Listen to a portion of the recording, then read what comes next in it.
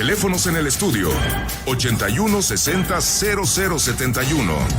Imagen Informativa Monterrey. Cálamo, Centro Literario, presenta. Ahora en Imagen Informativa Monterrey, los libros de esperanza.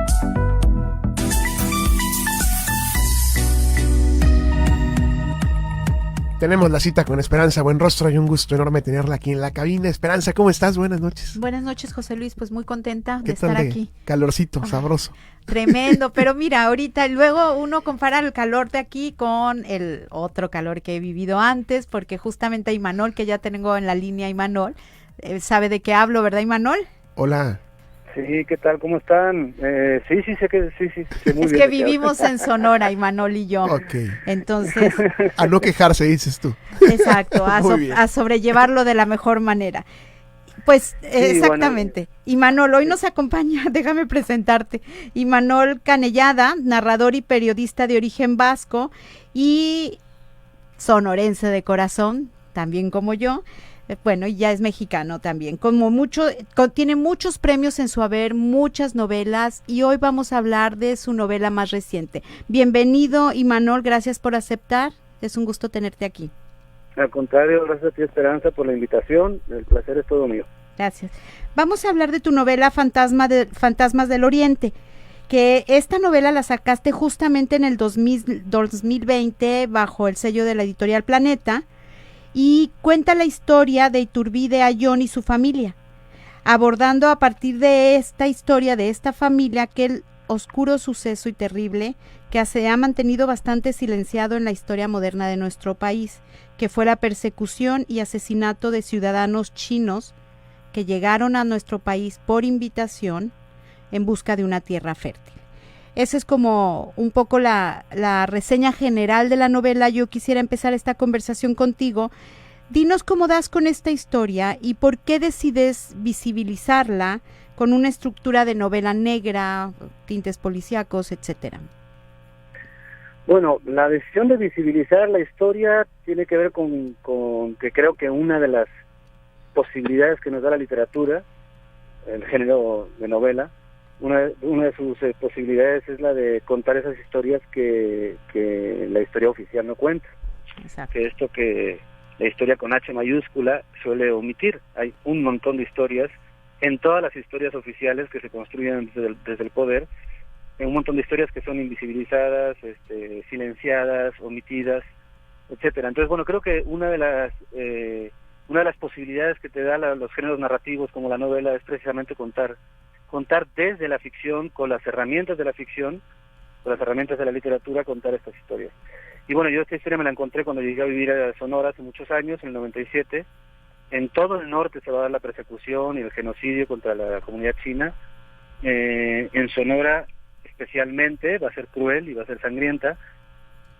Y me sorprendió muchísimo cómo a nivel popular, a nivel tradición oral, Vox Populi, se conocía esta persecución, este genocidio, porque sí es un genocidio, y sin embargo, en términos de la historia reciente de México, pues ni siquiera se nombraba, ¿no? Era totalmente algo que no había sucedido. Esto fue el principal motivo.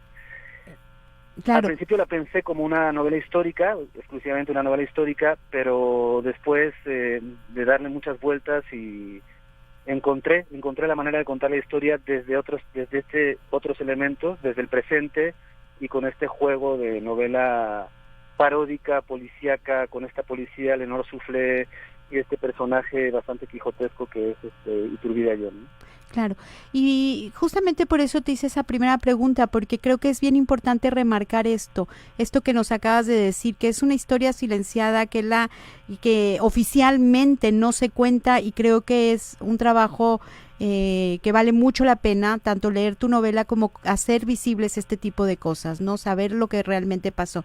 Y yo creo que hay que aclarar que, y tú nos contarás ahorita, que este discurso brutal contra los chinos viene desde el gobierno, fue un discurso que se les vende, porque la gente en otro nivel, la gente con la que convivían los chinos, pues no tenía esta misma actitud con ellos. Sí, eso es importante señalar. Es un momento en la historia de México en la que ciertos integrantes del poder naciente por revolucionario, ¿no? A la hora de construir el proyecto de nación del México moderno, les interesa perseguir a esta comunidad que en muy pocos años, en cosa de 3 décadas, se había vuelto muy próspera.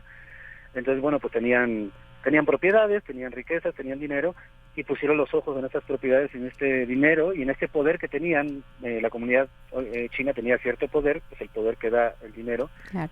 Y es desde el poder político y económico, son los comerciantes, son los empresarios, aliados con el sector más nacionalista del gobierno postrevolucionario, los que construyen un discurso totalmente fascista, ¿no? De hecho, uno de los primeros capítulos de la novela inicia con este discurso, y ahí está, ¿no? Es un discurso que yo lo extraje de documentos. Sí. Y es las 9 razones por las que hay que expulsar a los chinos, ¿no?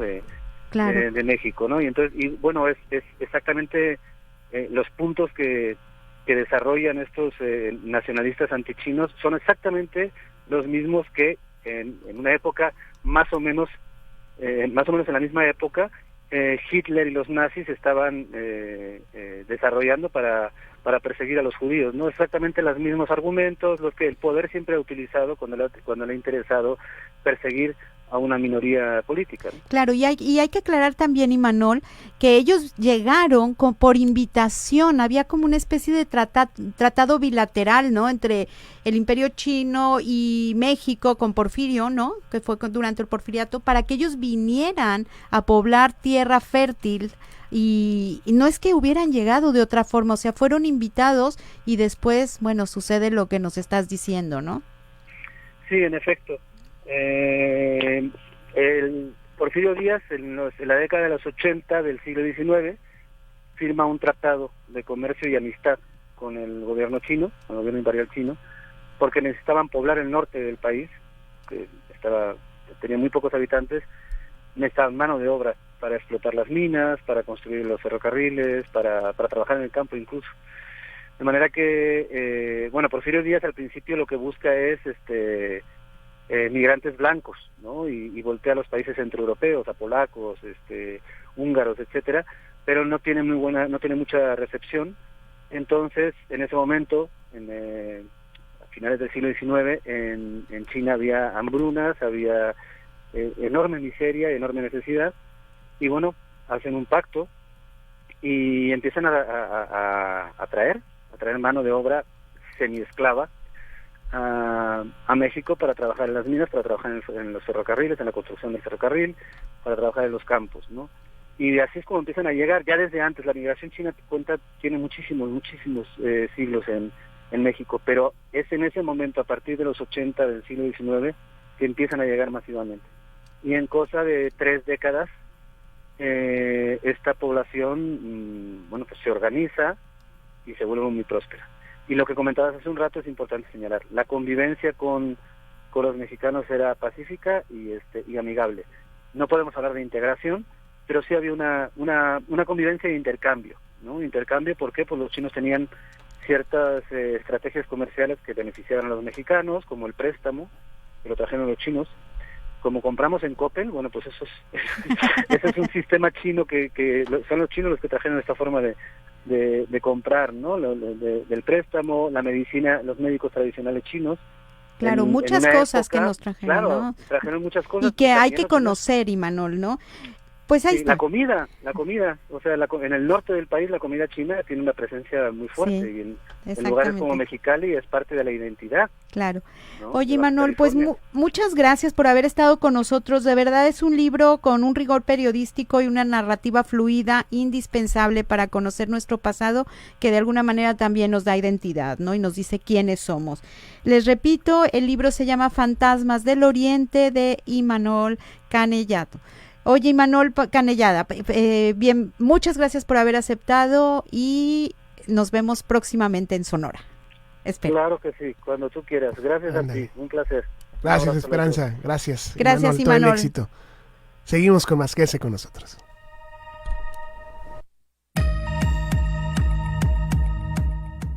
Cálamo, Centro Literario, presentó Los libros de esperanza.